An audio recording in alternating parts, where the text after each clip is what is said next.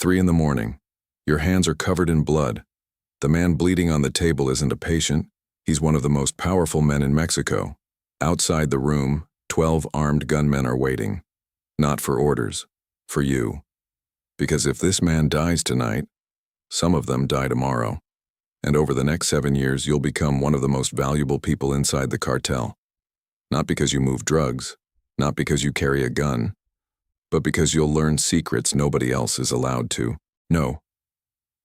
The problem is, people who know those secrets don't get to walk away. This is how it happened. If you enjoy stories about power, survival, and hidden worlds most people never see, subscribe. Every week, you'll live another life. 6 weeks earlier, your life is simple. You run a private medical practice in Hermosillo. The money is good. The hours are reasonable. Most importantly, the patients leave their problems at the door. Then the phone rings. A man asks if you're available for a private consultation. Nothing unusual. Wealthy clients request home visits all the time. You agree. 40 minutes later, 2 men arrive. Black SUV, dark clothes, no introductions, no small talk. Bring your medical bag. The drive lasts nearly 2 hours. The city disappears.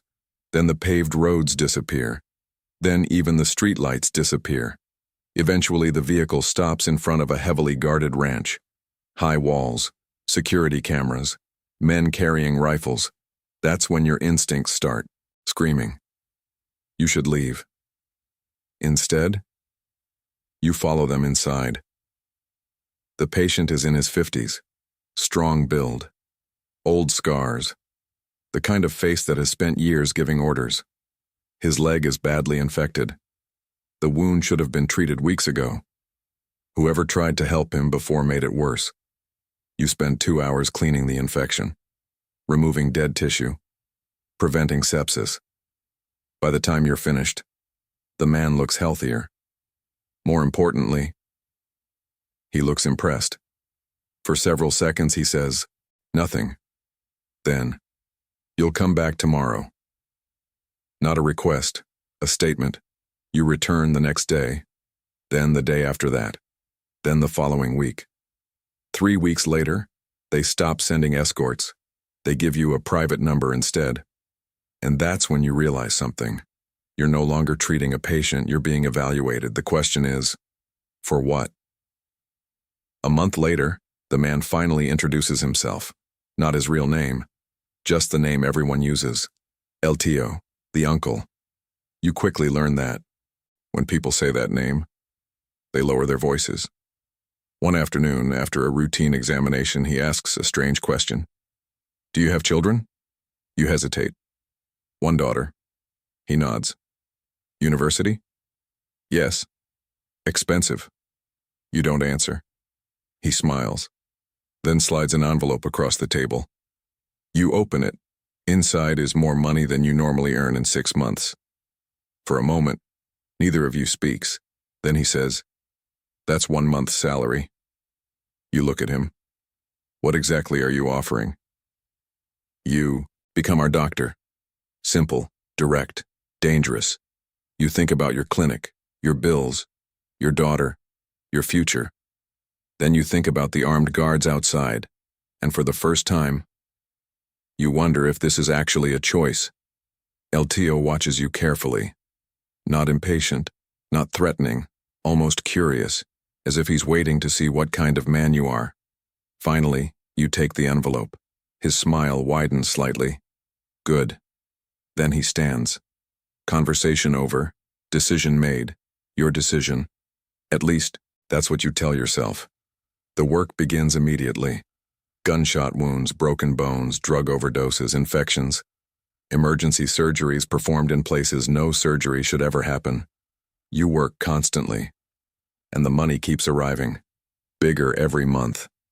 Cleaner than you'd expected. More organized than you'd expected. Almost professional. Almost. Then one night, they bring you someone different. Not a soldier. Not a smuggler. Not an enforcer. A teenager. 17 years old. 2 gunshot wounds. Massive blood loss. You operate for nearly 3 hours and somehow, you save him. The next morning, he wakes up, looks at you, and asks a question. Did they tell you who I am? You shake your head. The boy smiles, a tired smile, then says, they will. And for the first time, you begin to understand that you're much closer to the center of this world than you thought. 3 months later, you finally understand something important. The most dangerous people in the cartel are not the ones carrying rifles. They're the ones who never need to. Until now, your patients have mostly been soldiers, young men, drivers, lookouts, gunmen, people who solve problems with violence. Then the calls start changing. One afternoon, you're summoned to a ranch you've never visited before. Smaller, quieter, much heavier security. No armed men standing around. No trucks. No visible activity. Just silence. The kind of silence expensive people buy. Inside, you find a man in his 60s. Tailored shirt. Expensive watch. Perfect posture. At first glance, he looks more like a businessman than a criminal. Because he is. At least officially. He owns construction companies, hotels, transportation firms. Half the city knows his name. Nobody knows why he's really there. The problem is his heart. You spend an hour examining him, running tests, reviewing medication. The entire time, he speaks calmly, politely, almost warmly. Then, as you're preparing to leave, he asks, "How long have you been working with El Tío?" The question catches you off guard. "Several months." He nods. "You're doing well." You don't know how to respond. He smiles. "Don't worry. That wasn't a compliment." And suddenly the room feels colder. Before you leave, he adds, "The people with guns are easy to replace." Pause. The people who keep everyone alive are not. For the rest of the drive home, those words stay in your head, because for the first time, someone has told you your real value. Not your skills, your position. A month later, you meet a state politician. Not as a patient, as a guest. He arrives during dinner, laughs with everyone, drinks expensive tequila, shakes hands, tells stories. Nobody introduces him.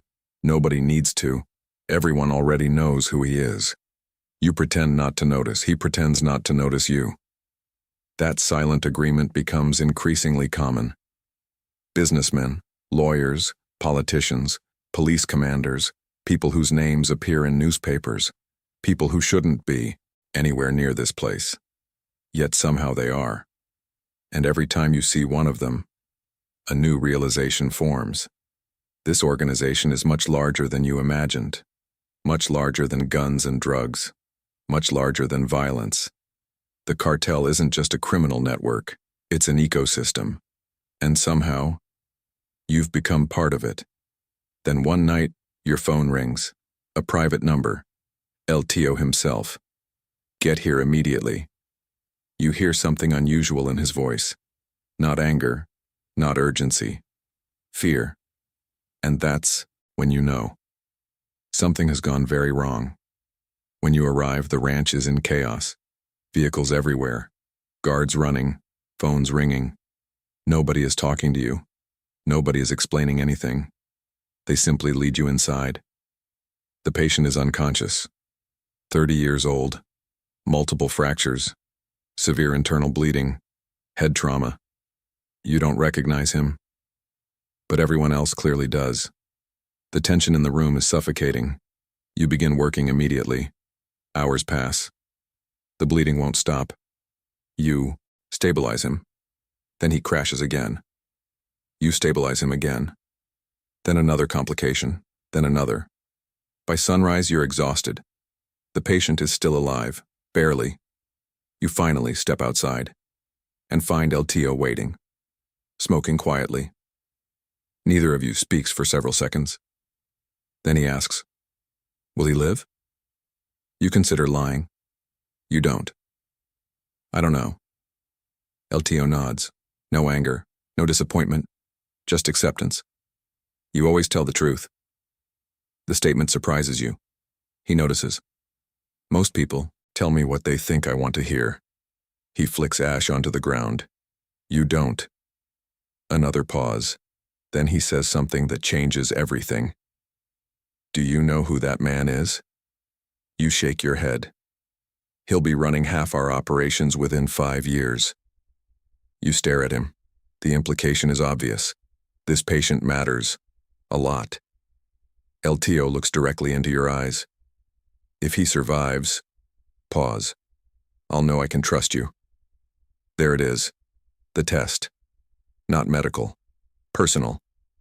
You spend the next 3 days sleeping only a few hours at a time, monitoring the patient, adjusting medications, managing complications, fighting infections. On the 4th morning, he opens his eyes and survives. The atmosphere changes immediately. The tension disappears. The guards relax. The phones stop ringing. People smile again. And when LTO arrives that afternoon, he dismisses everyone else. Just the 2 of you. For the first time since meeting him, he offers you a drink. Not as an employee, not as a contractor, as an equal. He raises his glass. To loyalty. You hesitate, because that's not what this was. This was medicine, not loyalty, not allegiance, not devotion. But something tells you correcting him would be a mistake. So you raise your glass and drink. A simple gesture. A harmless gesture. At least that's what it feels like. What you don't realize is that from this moment forward, you're no longer just the cartel's doctor. You're becoming someone they trust. And in this world, trust is far more dangerous than fear. 18 months after taking the envelope. The call comes at 2:11 in the morning. No greeting, no explanation, just 4 words. Get here, right now. You arrive to find 3 vehicles parked outside the ranch. Their doors are still open. The engines are still running. Something happened less than 10 minutes ago. Inside, the atmosphere feels different. Not panicked, terrified. You immediately know this isn't an ordinary patient. Then you see him. The teenager you saved more than a year ago. Only he's not a teenager anymore. And now you finally know who he is. LTO's nephew, the future of the organization, the man everyone expects to inherit power one day. He's unconscious. 3 gunshot wounds, 1 collapsed lung, severe blood loss, and something worse. A fragment of bone has traveled into a major artery. You recognize the problem instantly. Without surgery, he'll die. With surgery, he still might die. The room is full of armed men. Yet, nobody is speaking. Nobody is giving orders. Everybody is waiting for you. You begin immediately. Minutes become hours. Your clothes are soaked in blood. Your hands start cramping. Your back feels like it's on fire. But you keep going. Because there is no backup, no hospital, no specialist, no second chance, just you. Around dawn, the bleeding finally stops. His pulse stabilizes. His breathing becomes regular. For the first time all night, you allow yourself to believe he might survive. You step outside. LTO is waiting. He doesn't ask questions. He doesn't demand answers. He simply studies your face, trying to read the outcome before you speak. He's alive. The words barely leave your mouth before you see relief wash across him.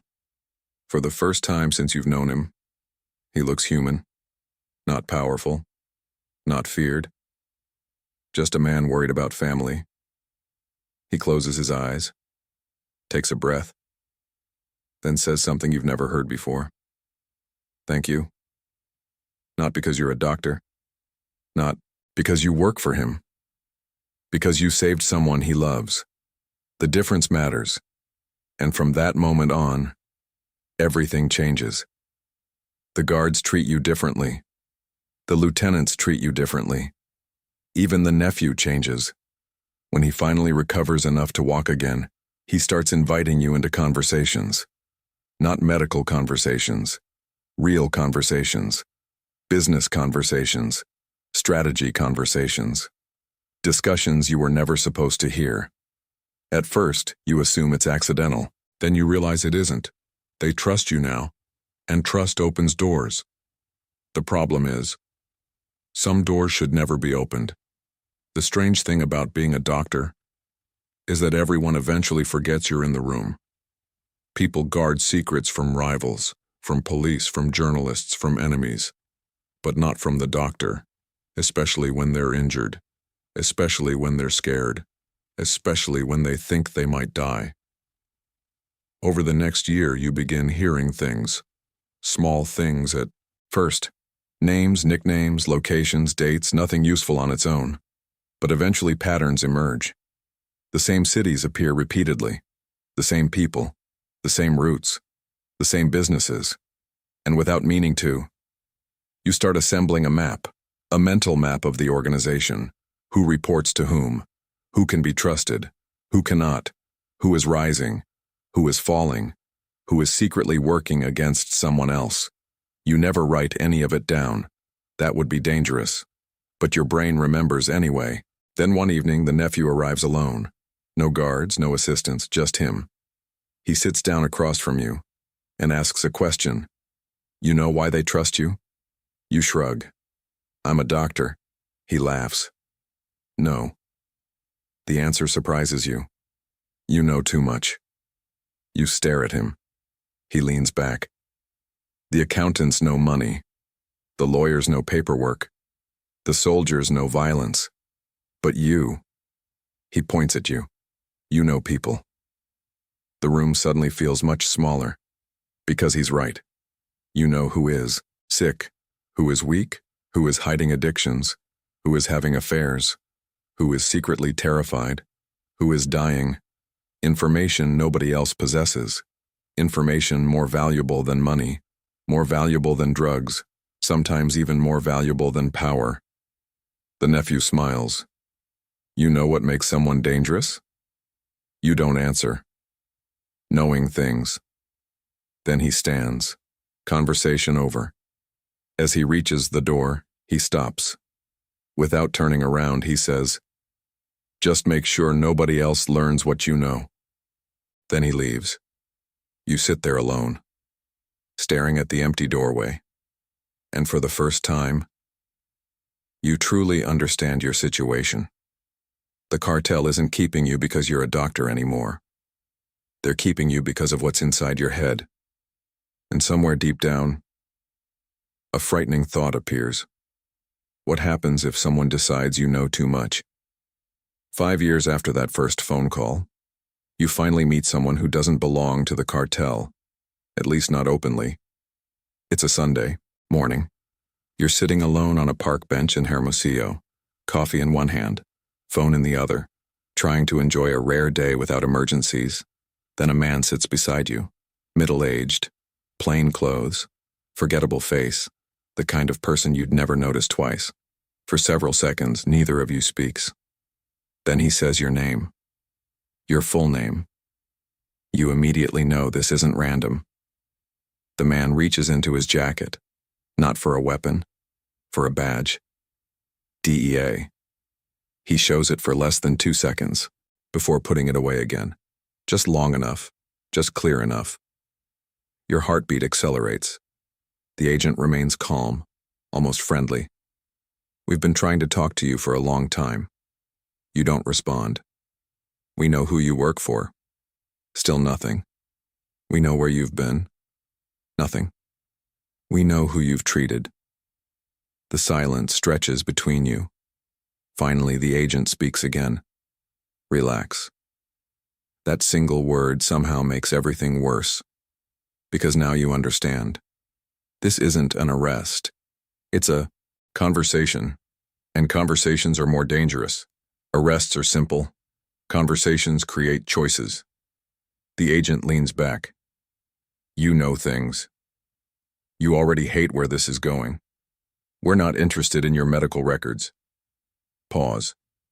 We're interested in everything else. You stand up. The agent doesn't stop you, doesn't threaten you, doesn't even move. He simply hands you a small card, one phone number, Nothing else. No pressure. You look at him. He almost smiles. Actually, that's not true. Then he leaves. Just like that. No dramatic ending. No agents appearing from nowhere. No handcuffs. Only a business card. And a decision. For weeks, the card stays hidden inside your wallet. You never call, but you never throw it away. And that tells you everything. Because part of you already knows why. For years you've told yourself the same story, that you're just a doctor, that you're helping people, that you're staying out of the rest. But now you know better. You know who controls what. You know where meetings happen. You know which businesses are real. You know which aren't. You know who can be trusted. You know who can't. Most importantly, you know that everyone inside the cartel knows. You know. And that changes everything. One night while driving back from a ranch outside Culiacan, a realization finally hits you. If you disappear tomorrow, nobody will ask whether you talked. They'll assume you did. And in that world, assumptions are enough. For the first time in years, you understand the truth. The door has never been locked. But that doesn't mean you can leave.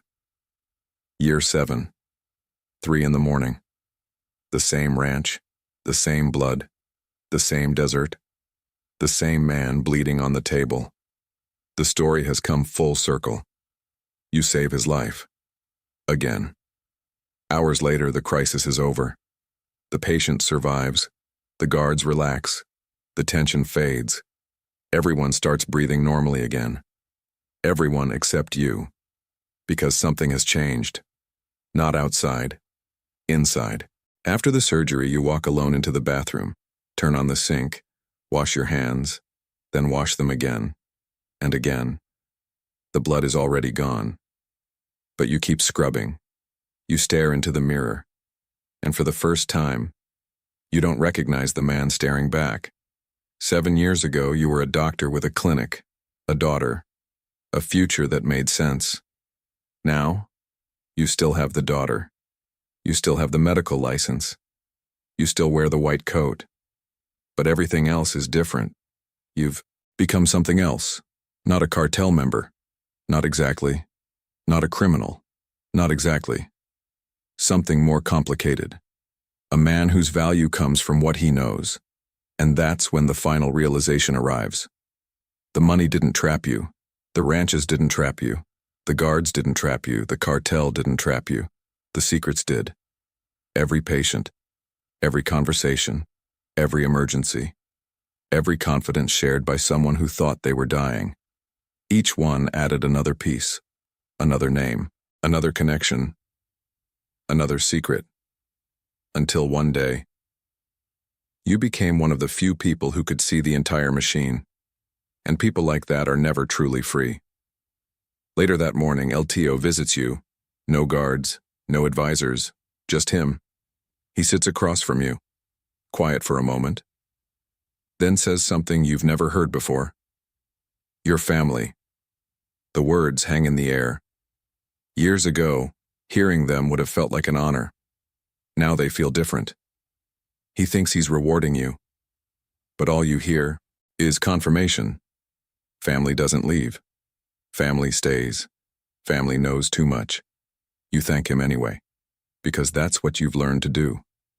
The conversation ends. He leaves, and you're alone again. You reach into your pocket. The DEA agent's card is still there. Old, worn, bent at the corners. You stare at the number, for a long time. Long enough to imagine what happens if you call. A new country, a new identity, a new life. Then you imagine what happens if you don't. And somehow, that future seems just as frightening. The phone feels heavier than it should. Eventually, you put it back into your pocket. Not because you've made a decision. Because you haven't. And maybe that's the real reason you're still here. Not fear. Not loyalty. Not money. Indecision. The same thing that kept you saying yes. The same thing that kept you returning. The same thing that slowly turned temporary choices into a permanent life. You walk outside. The sun is rising over the Sonoran Desert. Beautiful, silent, endless. For a moment, everything feels peaceful. Then your phone rings. You already know who it is. You answer. Because that's what you've done for 7 years. And because deep down, you still don't know if you're ready to become someone else. The voice on the other end starts talking. Another emergency. Another problem. Another life depending on yours. You listen, then start walking toward your car. Because the strangest thing about prisons is that some of them don't have walls. They only have doors you're no longer sure how to walk through. When do you think you crossed the point of no return? When you accepted the first envelope? When you returned the second time? When you saved the nephew? Or when you decided not to call the DEA? Let me know in the comments, and if you enjoyed this story, subscribe. Every week, you'll live another life. And if you want to step into an even more dangerous world, click the video that's on your screen right now. Trust me, that story makes this one look safe.